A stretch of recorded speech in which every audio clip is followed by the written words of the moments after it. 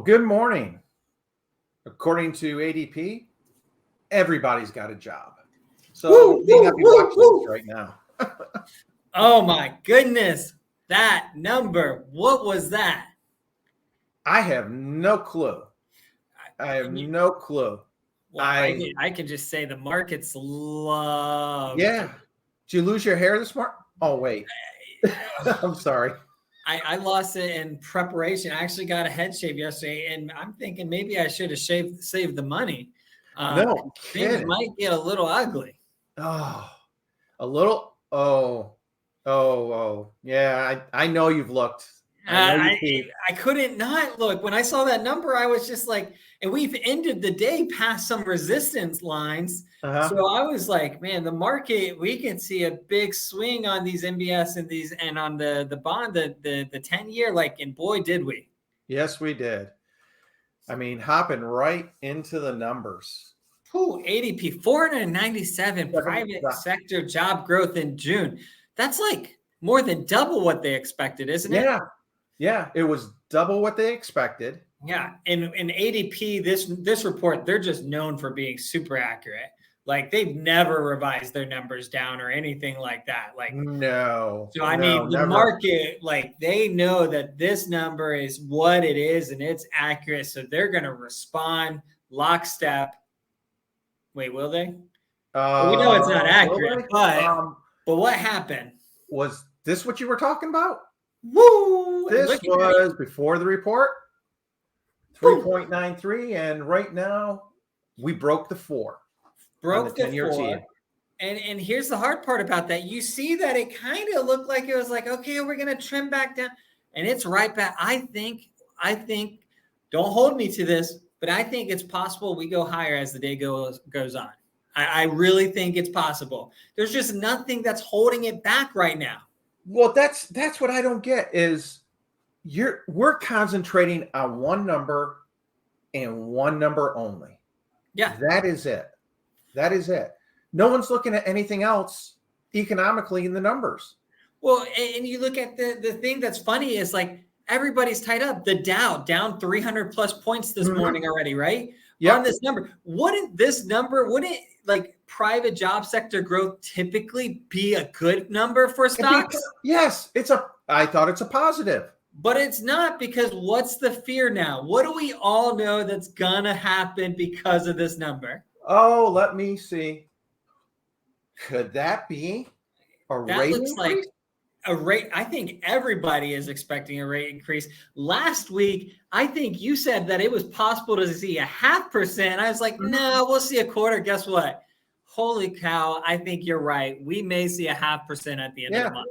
I mean, who's the 5.1% who say they're going to hold? Who are those people? Probably the only smart people. Yeah. The people who, if they actually read the underlying other economic factors, are saying, no, stop it. Because heck, U.S. manufacturing slump deepens. Our index for U.S., the PMI index for manufacturing has dropped to 46. That's the lowest recorded in history. That's low. That's not good. So what's it mean? It means we're not building anything. Yeah. Well, it's because it's too costly. Inflation's too high. Got to keep bringing those rates up.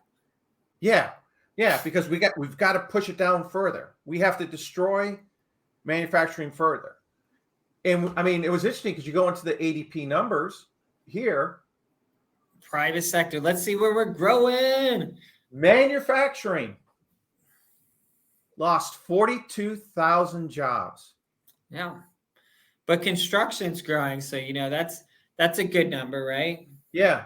Construction's growing. But where's the other place we're growing? Well, it's not technology. In IT. So high wage job, not growing. Financial activity, not growing. High wage job. Growing. Professional and business services. Okay. Not growing. Education, health services, but leisure and hospitality, 32,000 new jobs. Well, I mean, we are in the summer, which probably means those are a lot of temporary jobs. Exactly. And are And they there are high a lot paying jobs? of definitely not high paying. Are you going to buy a house in Orlando on a leisure and hospitality income? I mean, maybe a month ago, maybe 2 months ago, maybe a year, 2, 3, 5 years ago. Go. Right now, it's like with today's movement, I have to make a bunch of phone calls. And the hard part about that is a lot of them are for Disney employees that I got to call them and let them know, hey, you qualified for this much. Now you're going to qualify for this much because of the rate changes. Yep. Probably just knocked them down. What, maybe 20 grand, $25,000? Somewhere in that Depending on ballpark? how big of a move we see and with the trend, we're talking from Monday, we're looking at probably a 0.5% worse in rates from Monday. And remember, Tuesday was a holiday. So in 2 business days, we've essentially lost close to 0.5% on interest rate for clients. Oh my gosh. We're well into the 7s now. Like we didn't just top, like last week we topped 7. Like Yep. I expect today the average rate to probably be closer to 7.25.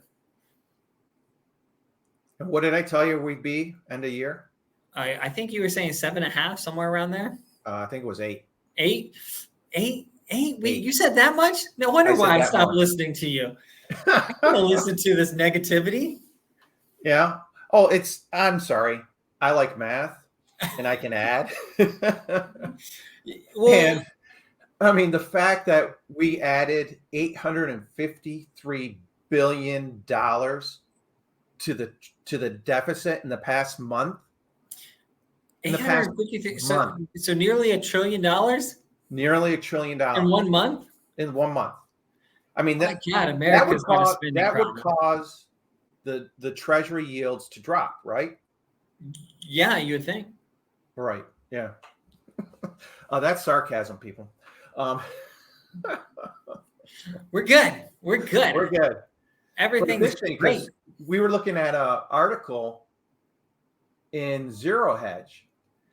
Yeah. And supposedly this unemployment rate is sitting, 3.5% right now. Yeah, super. And we're growing where we double the amount of private sector jobs were just added in the last month. Just adding and adding and adding.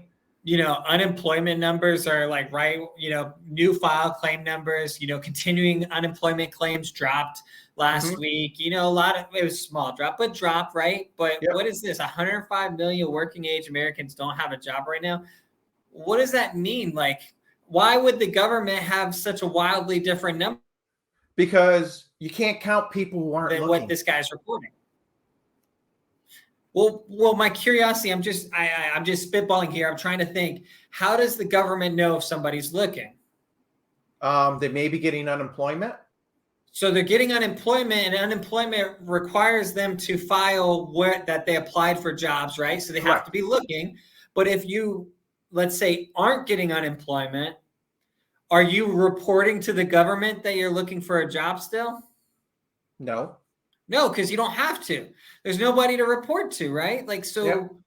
Our numbers kind of really skewed because maybe a lot of people aged out or they've expired and exhausted all their unemployment, benefits, or they didn't qualify or they didn't do this. And now they're still looking, but. Yeah. I think it's kind of like that Fed rental increase number. Hey, this is the Fed. Did you increase your rental fee? No, but I was thinking about it. Oh, how much were you thinking about increasing it? Oh, about 8%. That's a great number. Yeah. Hey, are you looking for a job? Not today. I just woke up. They call, ring, ring, click. We'll take that as they're not looking for a job. They're not looking for a job. They didn't answer, so they couldn't confirm they were looking for a job. So we're going to assume they're not looking for a job. Exactly. And I think one of the questions is, well, is this really going to hurt the Orlando market? Well, we haven't seen it lately, right? Yeah. This is from Orlando Business Journal today. Vox, which does automotive parts. They're like the tech, electronic components and stuff, right? Yes, correct.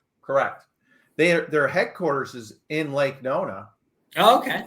And in the next 2 months, they are going to lay off 54 workers. Then I'm a little confused. I thought automotive was like at all-time highs, this and that. Like they were MSRP and overvalue. Like, are we seeing a shift here? Like, is this starting to shift, or are they ahead of the curve? Or are they behind? Like, I think something. you had all those cars that needed the chips to finally be able to be sold, and then prices went crazy. I mean, how do you buy a $600,000 house and a $100,000 car? Easy.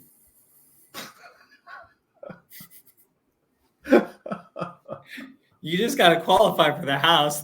The finance guy at the dealership will make the numbers work. We'll make the numbers work. Yeah. He'll figure it out. Yeah. But I mean, you feel bad because, here's 54 people, 4 initially full-time, 14 temporary workers. And then the rest are going to be laid off by 36 full-time are going to be terminated by August 31st. Okay. That's interesting news. So these are warehouse jobs. So would this qualify like manufacturing jobs, or what would this qualify as? I think it's manufacturing.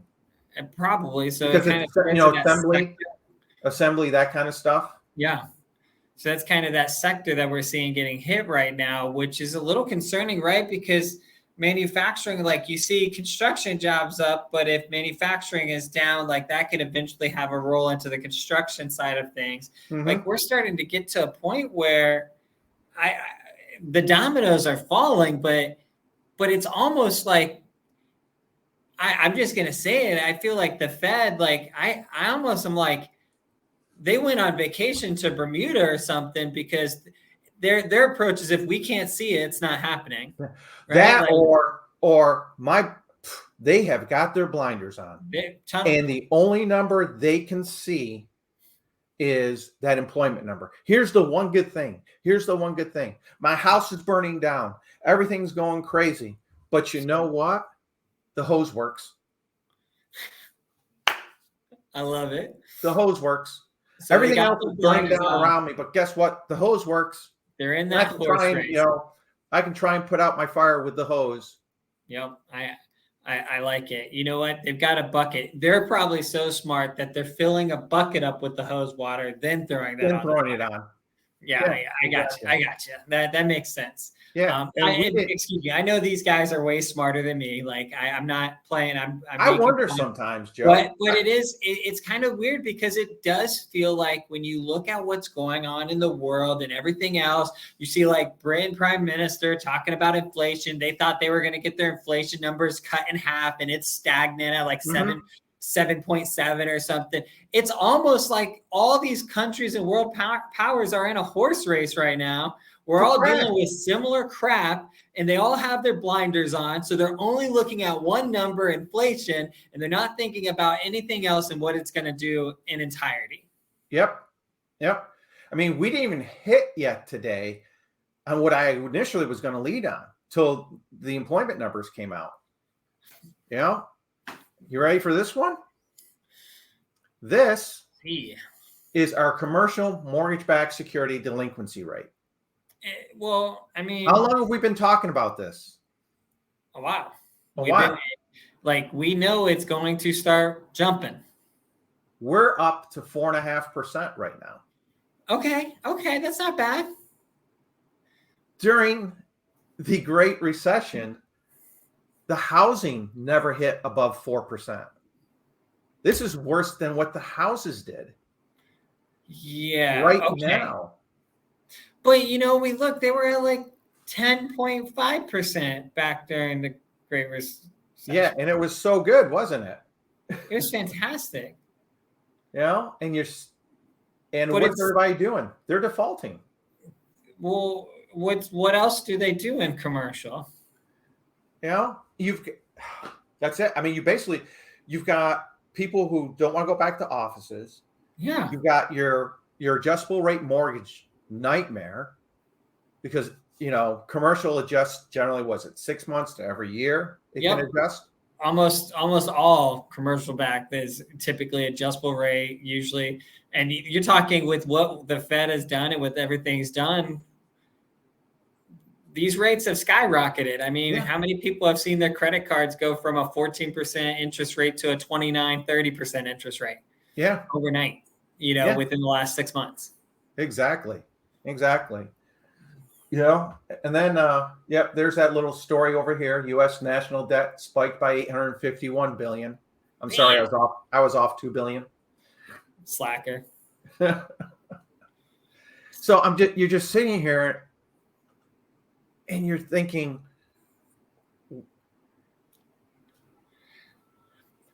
take the blinders off. It's tough because I want to talk about and I was having a conversation with somebody last night that was, they talk a little bit about finance and everything, and they work at, they're, a software engineer and so forth. And he's like, I want to buy below my means, and here's this, and then rates. And he's like, but I'm thinking about saving because rates aren't going to go down. I don't want to pay the high rates. And I'm talking about, well, there's low inventory. Like, what are we talking? But it got to a point where I sat there and I'm just like, man, this is kind of like, I realized that, it used to be, and I say used to, like 6 months ago, I think you and I were in a consensus that, a lot of people were saying rates were going down in 6 months, which would be like right now. They thought 6 months ago, start of the year, they thought rates right now would be back in the fives. They're not. Yeah, I need to give Barry a call. I don't think you and I did. Like, we were saying like 12 months to 18 months. But the hard part about that is now we're 6 months down the road and I'm still thinking 12 months to 18 months. Like, I don't feel like I should be at 6 to 12 months from where I was 6 months ago. Yeah. But we're not seeing the Feds respond the way that I thought that they would. And I just feel like we are going to see a big, it's going to be a gut punch. And we and it doesn't have to be. It doesn't have to be. That's the whole point. It doesn't have to be. Mm-hmm. Why does it have to be a gut punch? You got them out there saying, soft landing. Well, if you want a soft landing, stop the rate increases. Yeah. Stop it. Let everything. How many times have we said, let it play out? What's all the data say? Like, anytime there's fiscal policy change, it takes roughly 12 months for you to see the effects of that fiscal policy change. Exactly. So right now, we've got all these rate increases that haven't hit us yet. Yeah. They're really starting. I mean, when you look at the bottom line, I think 12 months manufacturing, from now.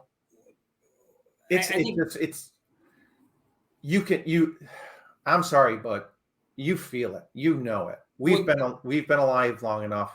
Think about when we talk about this, right? It is July. Mm-hmm. When did rates start to get out of control last year? Right? August. They started to really start to make that push up in that July-August window. They started to go up and climb at a rapid rate up until initially they made those changes. Rates started to go up, but they were still okay. But then August hits, July, August, and we're 12 months out. Yep. So we're seeing the effects of what happened a year ago on policy change are hitting us today, and we're really starting to see the ramifications. What's it going to be like another 12 months from now? If the Feds decide to jump rates another 0.5% at the end of July, what's that going to do to the market? We're in new territory. We could very well be looking at Feds are going to do 0.5% at the end of July and potentially be talking about 8% rates in August. Yep. And I don't care what anybody says, the whole argument of, well, when I bought my first house, I was at 10% or 12% or 15%. Yeah, and your house was $50,000. Exactly. It's a much different tale. A car right now, I hate to say it, I have a truck. It's an okay truck, but it's just a truck, cost more than my parents' first house. It's not that it's an expensive truck. It's just cost of everything is so much higher, right? Yep. So an 8% interest rate on a $500,000 home is going to hurt, right? Oh there's no way around that. And I think we'll see it. I think we'll see a slowdown. And I think it's going to be an abrupt, super sharp, it will hit and the Fed will panic and we will see movement. But I feel like what we're about to hit, and I could be wrong here, is I almost feel like we're going to start teeter-tottering. I feel like the Fed's going to start playing this game of we're going to drop, we're going to raise it. Oh, we raised it too high. Now we're going to drop it. Yeah. Oh crap, we dropped it too fast. Now we got to raise it back. And I feel like we're going to have knee-jerk reactions both ways. What was the story? There was a story leaked today that the Fed wasn't as unified as everyone thinks they were the last meeting. Yeah. Oh, some okay. So they want to raise. Some people wanted one more raise. Some wanted two more raises. Like it sounds like we're a little bit like there's three different options floating around for what 18 people. Like yeah, they're getting out there testing the waters. Okay, so if we really screw this up, we've got. Oh well, we there were others who I personally as a Fed board member felt that we should have cut or we should have stayed. It wasn't me. It's never me. Nope. Never. It's always them. I would like to meet them someday. I would like to meet them too. But it's you're sitting there and it's like, take the blinders off, guys. Come on. Yeah. Come on. You can see what's going on. And that's the hard part is I feel like we can see what's going on. So we know they can see it.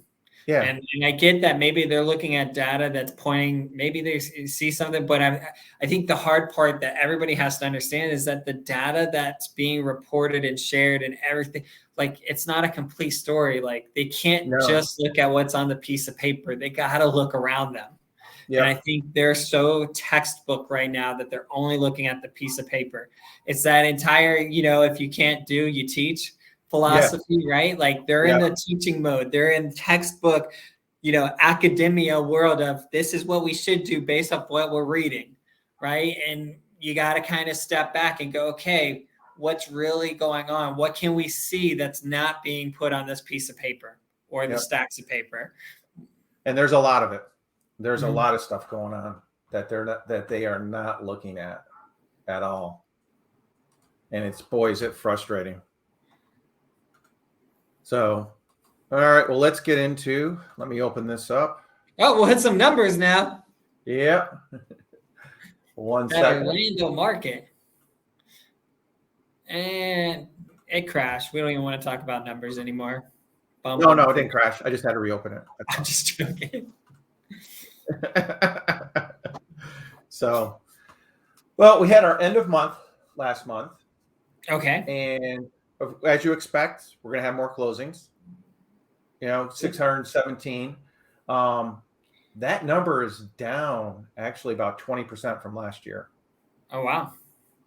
So affordability, right? Interest rate. And I actually was reading an article that Orlando now is becoming the second least affordable place to live in Florida next to Miami. Which I don't know if I like that, but I understand it. Yep. It's not a lot of high wage in Orlando. No. And then this is kind of nice to see. The single family inventory did jump up 42, even with that many sales. Okay, that's good. Okay, which is good. Condos really wasn't a big jump. It only went up, to 199 from 142, which you would kind of expect to be a little bit higher than that. Yeah. But I'm looking for a client right now, and the HOA fees have just jumped astronomical.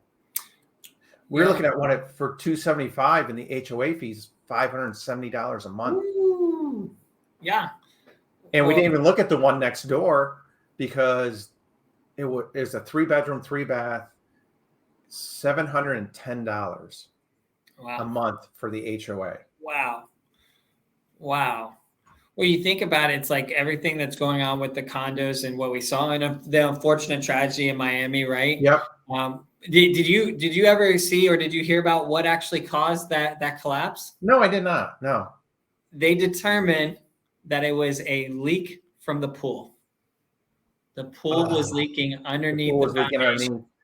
And that ended up, and it had been going on and corrosion. And that's what created the collapse. Oh, that's awful. Then we hop in, like we always like to look at, which is our original list and final list to the sales price. And we're starting to see this slowly go down a little bit. Slip back down. Yeah. Yep. which I expect a sharp drop in another few weeks. Another few weeks. Yeah. Yeah. Mid-August. I'm expecting this to really drop maybe back Everybody down thought to that that 93, 92%. everybody thought 2-1 buy downs were gone. Nope, they'll be back. Nope. No, boy, will they be back. Oh yeah. Oh man, will they be back? I mean, your creative financing got a whole new meaning. I mean, I almost feel like sellers should be advertising that right now. Like, Oh yeah. And obviously I'm not a realtor, I'm not a professional on that side. I do mortgages, but I almost feel like sellers need to be saying, "Hey, we'll give any buyer credit for a 2-1 buy down." Right? Yep. Like you gotta show them you're willing to play ball with them to get that thing sold. Yeah. Especially if rates are going up. Yep. I mean, our days on market kind of ticked down a few days, but it's still holding steady. Mm-hmm. Still holding steady. And here you see sales price, median and average, just ticking along, dropped a little bit, but I'm expecting, like you said, this to come back down. Mm-hmm. Our weekly sales, took the little spike for the end of the month. Yep. Like it always does. Average days on market, we've really kind of hit that leveling point. Mm-hmm. Again, expect this to start jumping up. Yep. Because of the interest rates. And we're still down nearly 16% from January 1st for inventory on the single family homes. Mm-hmm. And then our condos are holding pretty close. I mean, they're still holding above 98%. Yeah. The final list. So they're not moving quite as much. Could mean that they're priced better. People aren't trying to over exaggerate. Yeah. Or push that list price too much. So, Orlando's still holding steady, but boy, I mean, if you look at the overall numbers compared to last year, we're down. We're down a good, 20% or more. Yeah. And it's just going to hold. Yeah. And it's just going to be really interesting. Like you said, we've got July doesn't really have we're going to see. I'm curious to see what happens. The only thing that I could see potentially happening is that because everybody fears the Fed's increasing rates so much, and we're seeing such big reaction to any report, that potentially we create a self-fulfilling prophecy in the essence that we worsen the market so much that the Feds don't have to increase rates. Yep. But they probably will anyways. Well, they've got to the 26th. The meeting's on the 26th. Yep. So seeing what comes out over the next couple weeks, watching those employment numbers over the next couple weeks. I mean, we're on a average of over 250,000 new filings every week for the past, 4 to 5 weeks? So we're consistently above that 250 mark. Yeah. Which is nothing to write home about. And if it continues to stay above that 250 mark, do they reverse? Is what's going to be there to make that 94% jump back over to the other side of not raising rates or staying par? I don't see anything right at the moment. No, I think we're going to kind of see the trend. I think we'll see the rates. And then I have a feeling that there's the potential for the, oh shit, what did we do to happen come first week of August? Yeah. I think we could see something like that. Maybe not, hopefully. I don't know. I would love to see rates start to go down. They don't even have to go down. I just like them. Like I keep on saying this, just hold steady. Give me 6.5 and stay flat. Stay flat. Mm-hmm. I might be okay with 6.999. Just keep me under 7 and stay flat. Yeah. Right. But it is like with jumping over 7, this has always been a psychological barrier in the home buying process. It has inevitably been when we see the buying halt significantly when we get over 7. Yep. So I'm really curious to see what that's going to look like in the coming days. Yep, exactly. Well, we will keep an eye on it. And as always, we will be back here next Thursday to keep everyone updated. Please like and subscribe. Take care, Joe. You've got a lot of fun phone calls to make today. Yeah, I got to make them. Have a good one, guys. Take care, man.